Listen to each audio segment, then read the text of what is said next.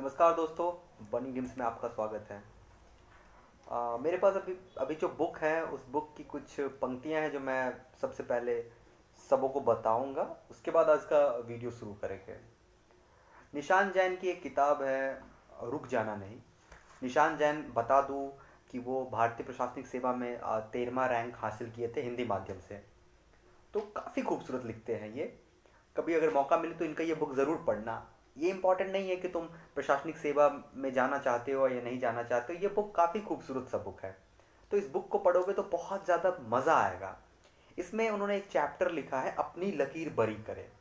इसका क्या मतलब होता है कि तुम जहाँ से आए हो वो डिसाइड नहीं करता है कि तुम्हें कहाँ रुकना है। यू हैव टू अंडरस्टैंड कि तुम्हें कहाँ जाना है। अपनी लकीर बरी करे इट मीन्स कि तुम्हें जहाँ जाना है लाइफ में उसको और ज़्यादा स्ट्रेच करो। ऐसा नहीं कि बस रुक गए, यहाँ तक गए रुक गए, अब लेटरल निकल गया रुक गए, जिसका लेटरल नहीं निकला वो बोला कि यार मेरे को तो नहीं हो पाएगा, अब हट गए।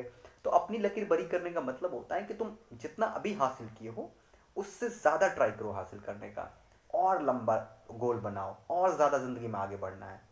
मैंने भी अपनी ज़िंदगी में कुछ फोड़ा नहीं हूँ। कभी ये मत सोचना कि यार यार ज्ञान दे रहे हैं, यार कुछ फोड़े होंगे ज़िंदगी में, कुछ भी नहीं फोड़ा हूँ।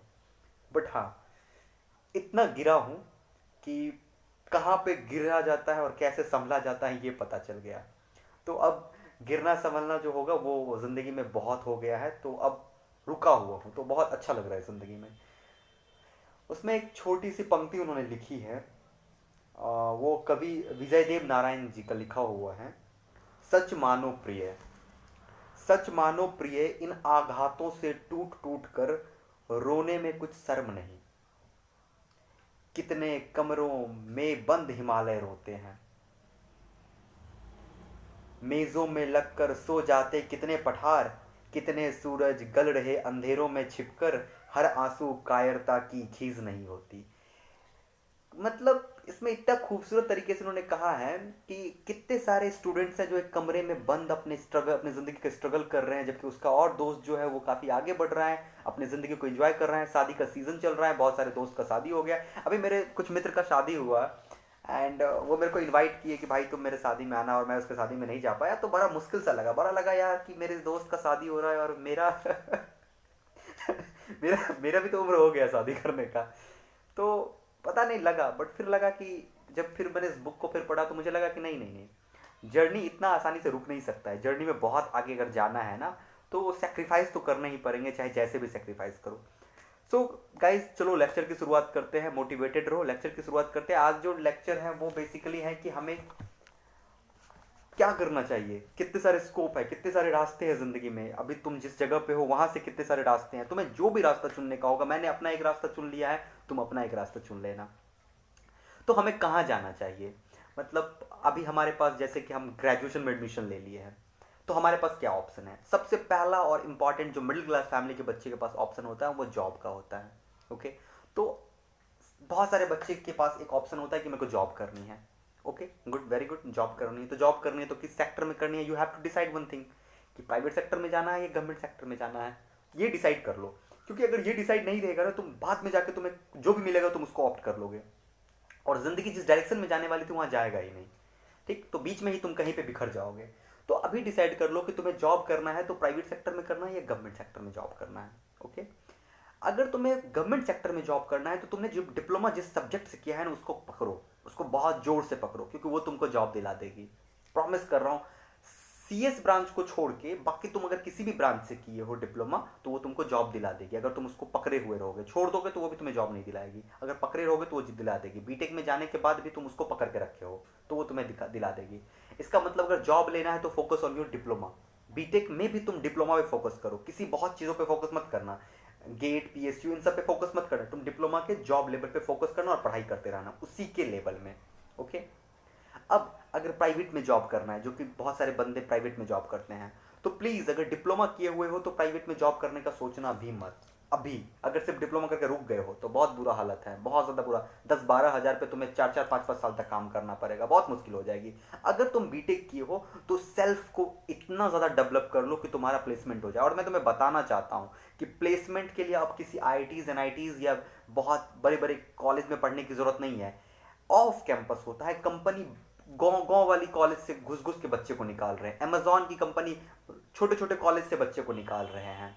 बस तुम्हारे पास वो पोटेंशियल होना चाहिए, वो कोडिंग का पोटेंशियल होना चाहिए, तुम्हारे पास सॉफ्टवेयर डेवलपमेंट का नॉलेज होना चाहिए, तुम्हारे पास वेब डिजाइनिंग का तुम्हारे पास होना चाहिए, HTML, CSS, जावा, जावा स्क्रिप्ट, C++, पाइथन, इन सब का तुम्हारे पास बहुत ही स्ट्रांग बेस होना चाहिए। कंपनी वेलकम कर रही है तुम्हें। अब बात कर रही है, अगर तुम प्राइवेट सेक्टर में जाना चाहते हो तो तुम अपने ऊपर काम करो, थोड़ा सा कोडिंग पे काम करो और अपने सेमेस्टर में मार्क्स को थोड़े से अच्छे रखो। ट्राई करो कि 8 CGPA से अपने मार्क्स को ऊपर ही रखे, कम नहीं रखे। ओके, अब बात करती है हायर स्टडीज़। बहुत बच्चों का ये फेवरेट टॉपिक होता है, हायर स्टडीज़ करना है। लेकिन मिडिल क्लास फैमिली और हिंदी से आके, हिंदी पट्टी के क्षेत्र से आके हायर स्टडीज़ का मतलब तुमको सिर्फ लगता है कि हमको गेट करना है, बीटेक करने गए तो गेट करना। नहीं नहीं, सिर्फ गेट नहीं करना है। अगर तुम्हें इंजीनियरिंग में अपना हायर स्टडीज़ करना है तो तुम गेट एग्ज़ाम दो, IITs में जाओ, NITs में जाओ, master degree low.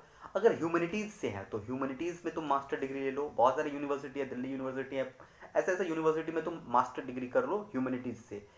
Third one which is very important and बहुत बच्चों को ये करने का मन होगा लेकिन उसे नहीं पता है, मैनेजमेंट। ओके, मैनेजमेंट मतलब MBA करना है मुझे। MBA करने के लिए तुम्हें बहुत सारे एग्जाम है, उस एग्जाम को तुम्हें प्रिपेयर करना पड़ेगा। या तो तुम कैट का प्रिपरेशन करो या मैट का करो, GMAT का। इस तरीके से तुम जेवेरियर एप्टीट्यूड टेस्ट होता है, एक्सएट करके होता है, XAT करके होता है।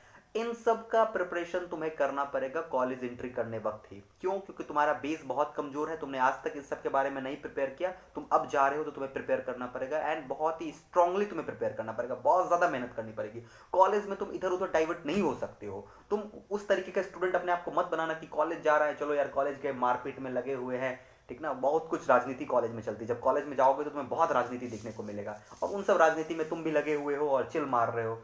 मतलब कॉलेज कैंपस के गेट के बाहर जाके 2-3 घंटे तुम चिल भी कर रहे हो, हॉस्टल में भी तुम्हारा गैंगबाजी कर रहे हो, बहुत सारे कुछ कर रहे हो और तुम चाहते हो कि हम MBA भी निकाल ले।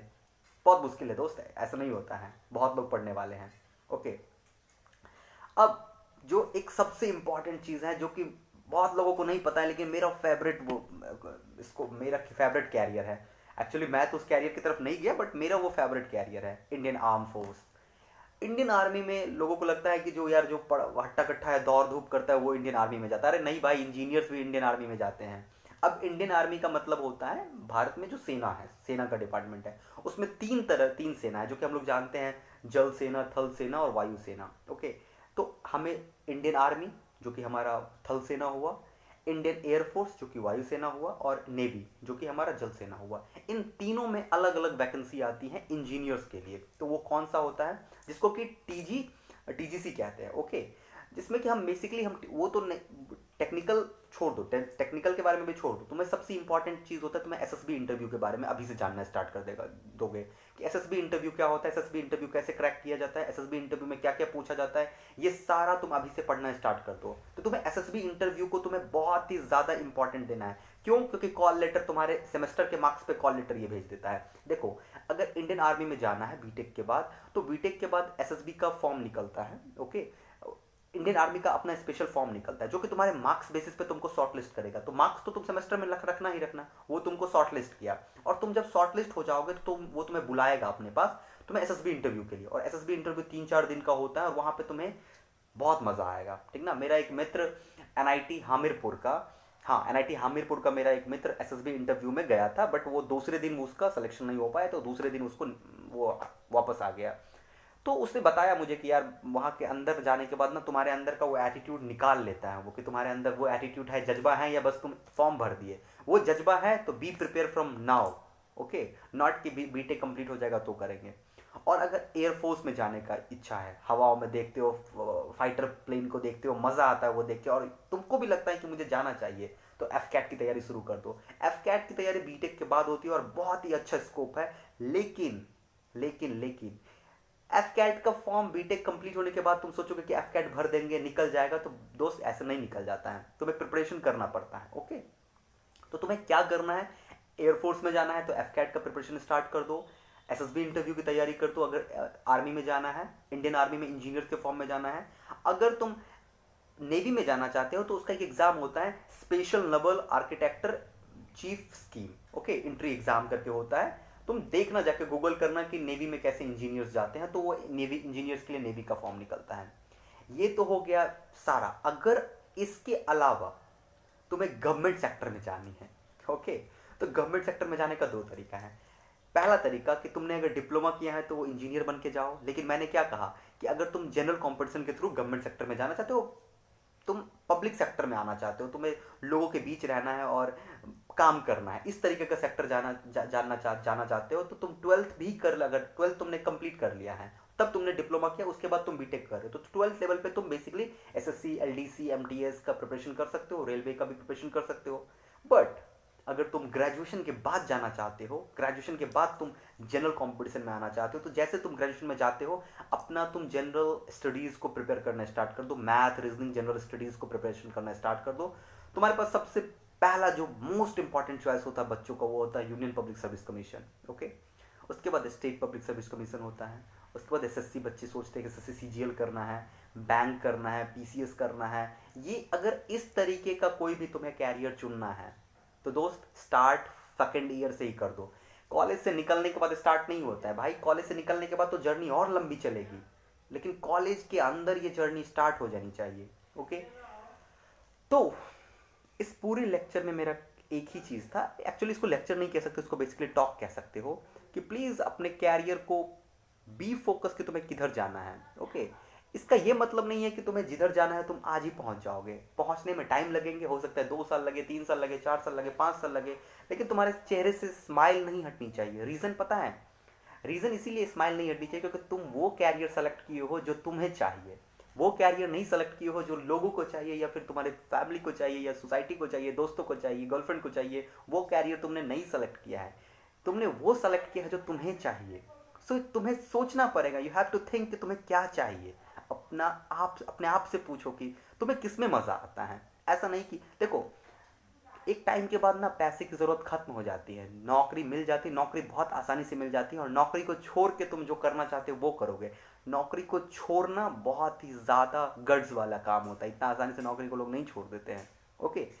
सो इतने सारे कैरियर है दुनिया में, ठीक ना। तुम्हें कौन सा कैरियर चाहिए, you have to understand that career. अगर तुम्हें लग रहा है कि तुम्हें एक्टर बनना है तो ऑप्शन है एनएसडी में एडमिशन लो। मैं तो बता रहा हूँ कि जब मैंने इंजीनियरिंग में एडमिशन लिया था तो मेरे को एक्टिंग करने में मज़ा आता था, और मुझे लगता था कि मैं अच्छा एक्टर बन जाऊँगा, तो मैं एनएसडी जाने का सोच लिया था। और मैं तुम्हें बताऊँगा कि मैं दिल्ली एनएसडी के पास तक गया था कि एनएसडी में कैसे एडमिशन होता है उसको पता करने के लिए। फिर बाद में मालूम चला कि एनएसडी मेरे लिए नहीं बना है। तो अगर तुम्हें लग रहा है कि तुम एक्टर बनना चाहते हो तो हर जगह पे कंपटीशन है, हर जगह पे मेहनत है, और तुम्हें अपने आप को प्रूव करना पड़ेगा, यस आई एम। तुम्हें प्रूव करना पड़ेगा कि तुम इस फील्ड के हो, तभी तुम्हें एनएसडी में भी वेलकम किया जाएगा। निफ्ट में भी जाना चाहते हो, डिज़ाइनिंग में जाना चाहते हो तो भी उसका भी अलग प्रोसेस है, मीडिया में जाना चाहते हो उसका भी अलग ऑप्शंस है, बहुत सारे ऑप्शंस है कैरियर का। सो स्टिक मत करो अपने आप को कि भाई मैं जॉब कर रहा हूँ, चलो एसएससी जेई कर लिया, बात खत्म, ज़िंदगी खत्म हो गई, तो फिर मज़ा नहीं आएगा। ज़िंदगी में मज़ा तभी आ सकता है जब रुक जाना नहीं के कॉन्सेप्ट पे चलोगे।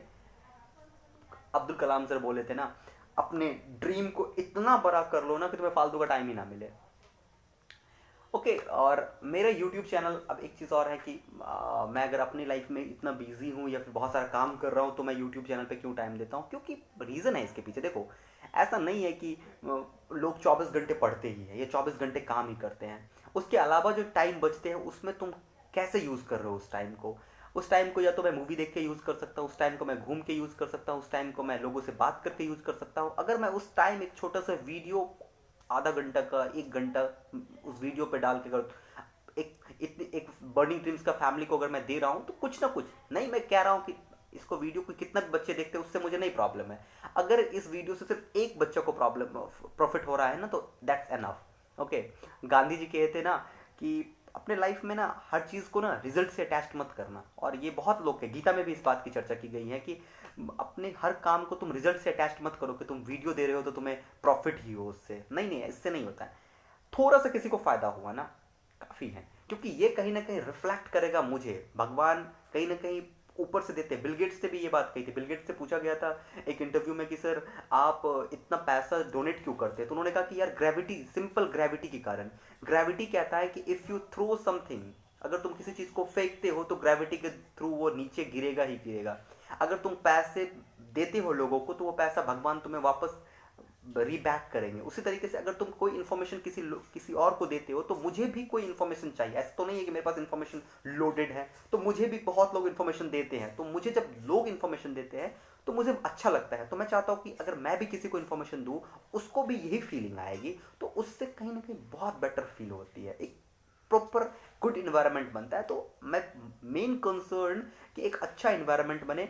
बिहार के बच्चे ना बहुत छोटे जगह पर रुक जाते हैं, और उसमें भी देखो बिहार के बच्चे का मतलब, मैं हमेशा बात कर रहा हूँ बिहार के बच्चे का वो मतलब जो रोड छाप बच्चा है, मैं उसकी बात कर रहा हूँ, जो हिंदी में माध्यम इंग्लिश में भी पढ़ा है लेकिन बहुत ही छोटे छोटे स्कूल से निकला है, मैं उसकी बात कर रहा हूँ, वो एक्चुअल बिहारी की बात कर रहा हूँ। बिहारी का मतलब मैं इसकी बात नहीं कर रहा हूँ यार जो कि दिल्ली मुंबई में रहा है और बिहार उसका नेटिव प्लेस है, उसकी बात नहीं कर रहा हूँ। मैं हमेशा बिहारी की उस बिहारी की बात करूँगा जो, वो मैंने बोला ना, आम चोरी करना, नदी में नहाना, घूमना, चिल करना, ये सब करके अपनी ज़िंदगी को डेवलप किया। बचपन में उसको पता भी नहीं था उसको क्या करना है, उसको कुछ नहीं पता था उसको क्या करना है, और वो इस तरीके से अपनी ज़िंदगी को आगे बढ़ाया है। तो मैं उन सारे बच्चों के लिए बहुत ज़्यादा, वो मेरा भाई जैसा है, और मैं चाहता हूँ कि हम मिल के कभी आए तो हम मिले तो लगे कि यार नहीं, हम लोग सच में एक साथ आगे बढ़े थे। सो हम भी आगे बढ़ रहे हैं, तुम भी आगे बढ़ो। Best wishes. एंड कोई भी प्रॉब्लम हो तो कमेंट करना। तो चलो गाइज, और तुम्हारा जो एक वीडियो है वो वीडियो मैं बहुत जल्दी ट्राई करूँगा बनाने का, टाइम नहीं मिलता है कि डबल ई का तुम्हारे काउंसलिंग से पहले वो ज़रूर मैं बना दूंगा कि डबल ई का जो कॉलेज रैंक है उसको अपने अकॉर्डिंग में सजा के तुम्हें बता दूंगा। थैंक यू गाइज, अगर और कोई प्रॉब्लम हो तो तुम मेरे को कमेंट करना। Thank you and best wishes.